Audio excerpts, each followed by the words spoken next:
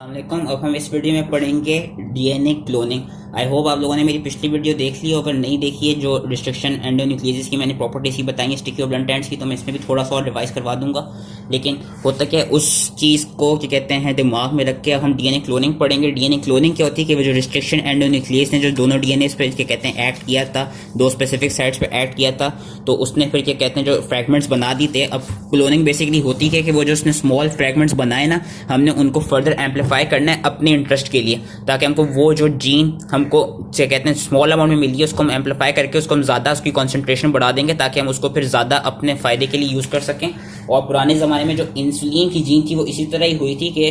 Insulin की gene को I am not too sure, लेकिन आई एम क्या कहते हैं जितना मेरी नॉलेज में यही हुआ था कि इंसुलिन की जीन जो हमने हॉर्स में आइडेंटिफाई की थी,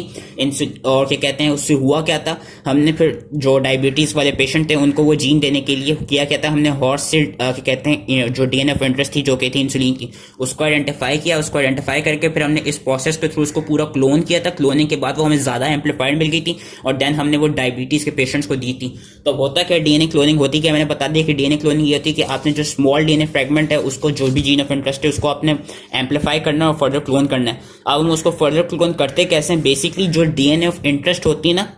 हम उसको रिस्ट्रिक्शन एंडोन्यूक्लियस एंजाइम के थ्रू उसको ब्रेक कराते हैं। रिस्ट्रिक्शन एंडोन्यूक्लियस क्या करेगा, जो भी जीन ऑफ इंटरेस्ट है वो डिफरेंट जगहों पे जाएगा और डिफरेंट जगहों पे वो क्या कहते हैं स्पेसिफिक अपने वो सीक्वेंसेस ढूंढेगा। और मैंने एक चीज बताना भूल गया था कि क्योंकि बहुत से हजारों तरह के रिस्ट्रिक्शन एंडोन्यूक्लियस होते हैं, तो हर रिस्ट्रिक्शन एंडोन्यूक्लियस का जो स्पेसिफिक साइट होगी वो डिफरेंट होगी, और हर रिस्ट्रिक्शन एंडोन्यूक्लियस जो होता है वो डिफरेंट डिफरेंट बेस पेयर्स के मतलब फ्रेगमेंट्स बनाते हैं। मतलब कुछ रिस्ट्रिक्शन एंडोन्यूक्लियस ऐसे हो सकते हैं जो आपके फोर बेस पेयर्स के फ्रेगमेंट्स बनाए, कुछ ऐसे हो सकते हैं जो कि कहते हैं large about 8 to 10 base pairs के फ्रेगमेंट्स बनाए तो वो कम फ्रेगमेंट्स बनाएंगे, वेरस जो 4 बेस पेयर्स के फ्रेगमेंट्स बना रहे होंगे वो जरा ज्यादा फ्रेगमेंट्स बनाएंगे। तो खैर होता क्या है कि जो डीएनए ऑफ इंटरेस्ट है वहां पे हम रिस्ट्रिक्शन एंडोन्यूक्लियस ऐड कराएंगे ताकि वो उस स्पेसिफिक जो जीन ऑफ इंटरेस्ट है उसको निकाल सके फ्रेगमेंट के तौर पे। और हम क्या करेंगे, हम फिर इस जीन ऑफ इंटरेस्ट को हम एक चीज में क्या कहते हैं एक चीज के अंदर हम इसको ज्वाइन करेंगे या हम इसको डालेंगे जिसको हम कहते हैं वेक्टर। वेक्टर के अंदर हम क्या कहते हैं ये जीन ऑफ इंटरेस्ट डालते हैं और फिर हम इस वेक्टर को एक कोई भी होस्ट सेल के अंदर डालते हैं जहां पे वो ज्यादा एम्पलीफाई होके वो एम्पलीफाइड जीन ऑफ इंटरेस्ट हमको दे देता है। अब ये वेक्टर क्या होता है, बेसिकली वेक्टर होता है ये कि वेक्टर भी एक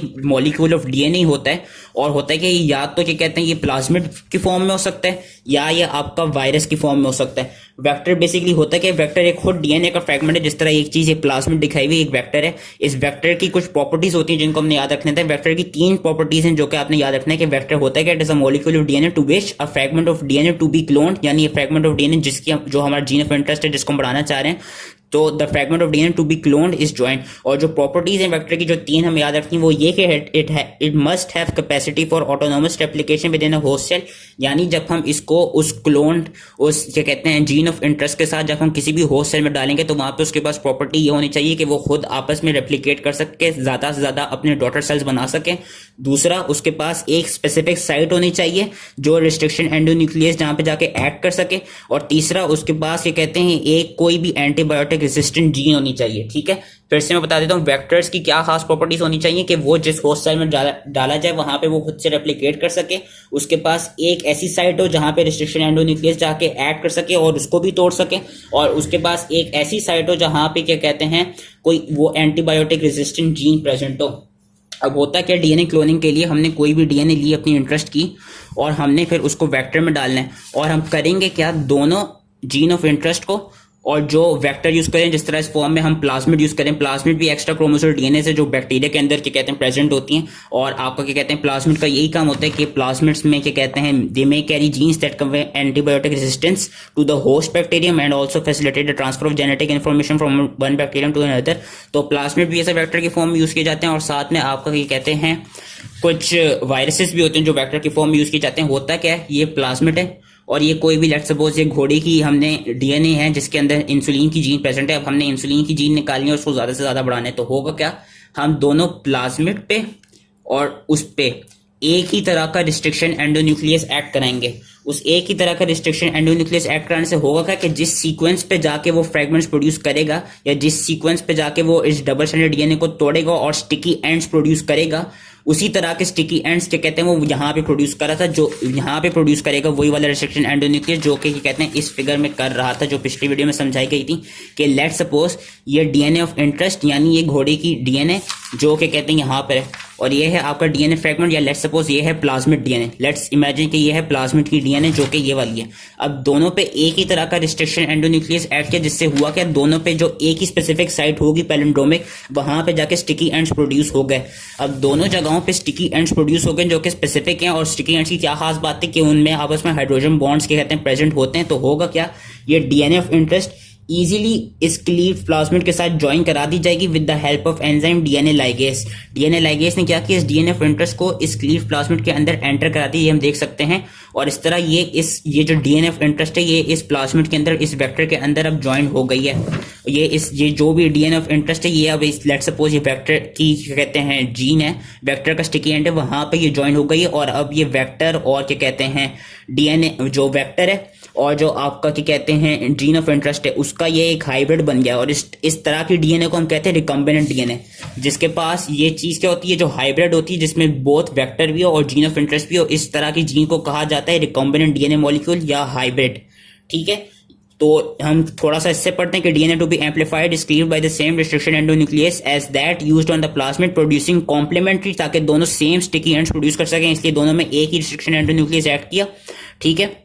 हुआ क्या, circular double stranded DNA containing antibiotic resistance. मैंने एक खास बात क्या बताई थी कि जो भी वेक्टर यूज होगा उसकी प्रॉपर्टी क्या होगी कि उसके पास एंटीबायोटिक रेजिस्टेंस होगी, उसके पास एक साइट होगी जिस पे रिस्ट्रिक्शन एंडोन्यूक्लियस ऐड कर सके, और उसके पास एक ये प्रॉपर्टी होगी कि वो जिस होस्ट सेल में अभी हम देखेंगे डाली जाएगी वहां पे ये खुद रेप्लिकेट कर सकेगी। तो हुआ क्या, circular double stranded DNA containing antibiotic resistant gene is cleaved by restriction endonuclease, जो कि इस जगह पे भी वही वाला यूज किया गया जो कि यहाँ पे यूज किया गया था, लेट्स सपोज इको R1। अब हुआ क्या, DNA ligase covalently joins DNA fragments of plasmid and DNA of interest producing a recombinant DNA molecule जिसको हम हाइब्रिड भी कहते हैं। कि DNA ligase ने एक जो जीन ऑफ इंटरेस्ट थी और जो प्लाज्मिड का वो फ्रेगमेंट था उनको आपस में ज्वाइन करा दिया ताकि जो ये मॉलिक्यूल बन गया इसको हम कहते हैं हाइब्रिड या रिकॉम्बिनेंट डीएनए। अब हम करेंगे क्या, इस रिकॉम्बिनेंट डीएनए मॉलिक्यूल को हम उसके होस्ट सेल में डालेंगे। जिस तरह प्लाज्मिड ज्यादातर बैक्टीरिया में होते हैं तो हमने इसको उस बैक्टीरिया में डाला जिसमें प्रेजेंट होगा। Recombinant DNA introduced into the bacterial host,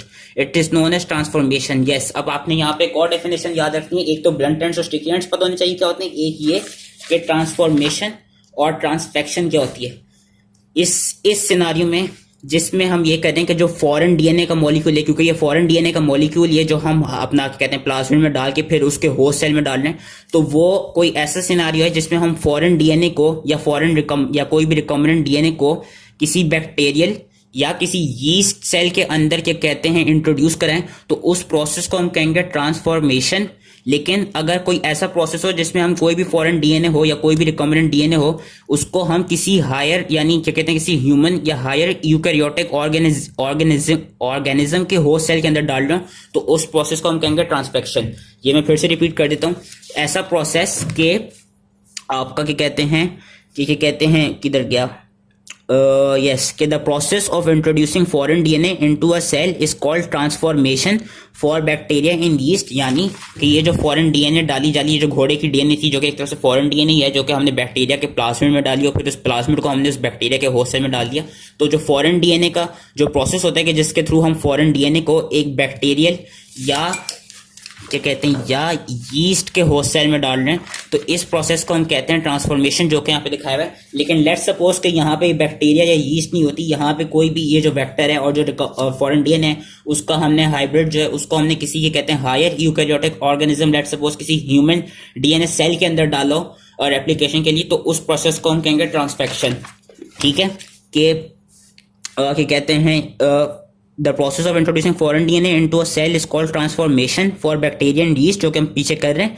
and transfection for higher eukaryotes, and those higher eukaryotes can be human organism या कोई भी higher animals, इस तरह rabbit हो गया या mice हो गए। ठीक है, तो ये चीज आपने याद रखनी है। ट्रांसफॉर्मेशन और ट्रांसफेक्शन में फर्क है, बेसिकली दोनों प्रोसेसेस एक ही हैं, लेकिन अगर तो वो बैक्टीरिया और यीस्ट के अंदर हो रहा है तो उसको हम ट्रांसफॉर्मेशन कह रहे हैं, अगर तो वो किसी हायर यूकैरियोट में हो रहा है तो उसको हम कह रहे हैं ट्रांसफेक्शन। ठीक है, अब होगा क्या, उसके अंदर चली गई। अब यहाँ पे एक और प्रॉपर्टी क्या थी वेक्टर की, जो वेक्टर यूज कर रहे हैं जो रिकॉम्बिनेंट डीएनए मॉलिक्यूल है, कि वो जो वेक्टर है उसके पास खुद ही वो ऑटोनॉमसली वो कैपेसिटी होगी कि वो रेप्लिकेट कर सके। तो होगा क्या, ये जो आपका वेक्टर डाला गया है अब ये इस होस्ट सेल के अंदर ये खुद रेप्लिकेट करता रहेगा करता रहेगा करता रहेगा करता रहेगा, और ये रेप्लिकेट करने के बाद होगा क्या, मल्टीपल कॉपीज बना देगा उसी के कहते हैं जीन ऑफ इंटरेस्ट की। हम देख सकते हैं कि उसने मल्टीपल कॉपीज बना दी है, एक तो वो खुद भी प्रेजेंट है और साथ में वो जो जीन ऑफ इंटरेस्ट थी तो वो भी प्रेजेंट है। तो क्या हुआ कि bacteria are grown in the presence of antibiotics thus selecting for transform cells containing the hybrid plasmids that provide antibiotic resistance.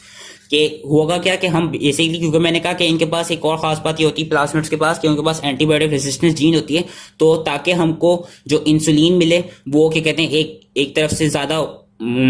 किस तरह समझाऊं कि मतलब एक तरह से उसका काफी अच्छा वो मिले, लाइक अच्छा प्रोडक्ट मिले कि उसके पास एंटीबायोटिक रेजिस्टेंस भी हो। तो इसलिए हम एंटीबायोटिक्स की प्रेजेंस में इस होस्ट सेल की इस बैक्टीरियम की इस रिकॉम्बिनेंट डीएनए की हम रेप्लिकेशन कराएंगे ताकि जो जो जीन ऑफ इंटरेस्ट मिले वो एक तरफ से कह लें ज्यादा अच्छा प्रोडक्ट हो। तो होगा क्या कि जो ये बैक्टीरिया है अब हम इसको एक मीडियम में डालेंगे, एक एंटीबायोटिक मीडियम में डालेंगे जहां पे उसको कोई फर्क नहीं पड़ेगा उस बैक्टीरिया को, क्योंकि उसके पास जो प्लाज्मिड प्रेजेंट है उसके अंदर एंटीबायोटिक रेजिस्टेंस प्रेजेंस है। तो होगा क्या कि जब इसको हमने डाल दिया अब ये क्या कहते हैं बेसिकली बस याद रखना है कि अब ये जो आपका होस्ट सेल है ये रेप्लिकेट कर रहा है अपना जो भी इसकी सेल साइकिल है वो रेप्लिकेशन में आ रही है। रेप्लिकेट करने के बाद ये मल्टीपल कॉपीज बन गई। अब हमको मल्टीपल कॉपीज मिल गई। अब हमने मल्टीपल कॉपीज को लेना कैसे कि हम इन बैक्टीरिया को क्या कहते हैं लाइस करेंगे और ये जो हाइब्रिड प्लाज्मिड्स हैं इनको हम आइसोलेट कर देंगे। आइसोलेट करने के बाद हम इन पे फिर से वही रिस्ट्रिक्शन एंडोन्यूक्लियस ऐड करेंगे जो हमने शुरू में करा था। और इससे होगा क्या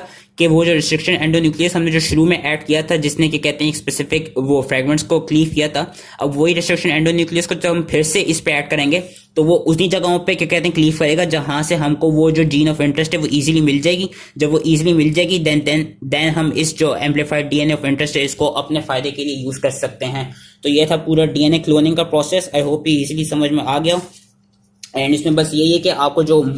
इंपॉर्टेंट चीज जो याद रखनी है वो ये कि रिस्ट्रिक्शन एंडोन्यूक्लियस का फंक्शन सही से पता होना चाहिए कि वो स्टिकी एंड्स और ब्लंट एंड्स प्रोड्यूस करते हैं, और स्टिकी एंड्स की खास बात पता होनी चाहिए क्या होती है, और यही कि स्टिकी एंड्स फिर आपस में डीएनए लाइगेज से ज्वाइन होकर, मैं फिर से क्विक समरी दे देता हूँ कि हमने किया क्या। हमने दोनों डीएनए ऑफ इंटरेस्ट और जिस प्लाज्मिड के अंदर उसको डालना है उन दोनों पे एक ही तरह का रिस्ट्रिक्शन एंडोन्यूक्लियस को यूज करवाए ताकि जो फ्रेगमेंट बने और जो स्टिकी एंड बने वो आपस में कॉम्प्लीमेंट्री हो। जब हम एक ही तरह का एक ही स्पेसिफिसिटी का या एक ही टाइप का रिस्ट्रिक्शन एंडोन्यूक्लियस यूज करेंगे, हुआ क्या वो उसी तरह का जब हमें कॉम्प्लीमेंट्री स्टिकी एंड्स मिले डीएनए ऑफ इंटरेस्ट और आपके क्या कहते हैं प्लाज्मिड पे, तो होगा क्या उनको हमने आपस में ज्वाइन करा दिया with the help of DNA ligase, जिस पूरे प्रोसेस को यहाँ पे दिखाया हुआ है और जो पिछली वीडियो में भी मैंने आई थिंक थोड़ा कोशिश की थी कि अच्छे से एक्सप्लेन कर सकूं पर किया था।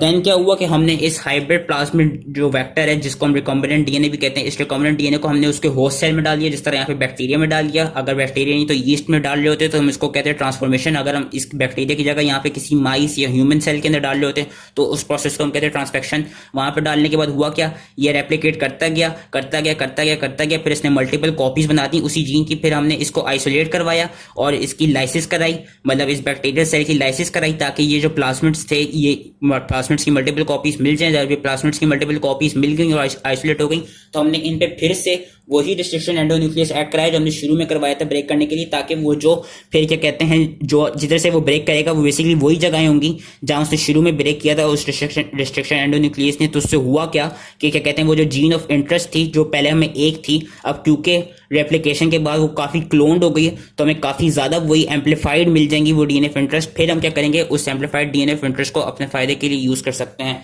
सो this was the whole process of DNA cloning. I really hope कि इजीली समझ में आ गया एंड थैंक यू।